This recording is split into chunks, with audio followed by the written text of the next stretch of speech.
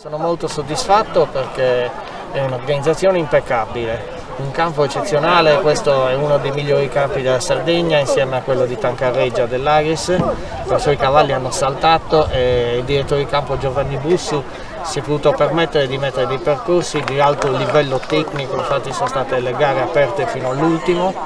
e non posso che essere contento, insomma. Siamo contentissimi, abbiamo trovato la conferma che questo cavallo è fenomenale e niente, ringrazio tutti quanti, tutta la mia squadra, la proprietaria, tutti i miei cari amici che mi danno sempre una mano, ma ringrazio di più lui, Rubacuri, perché è un cavallo dal cuore immenso, lo ringrazio tanto.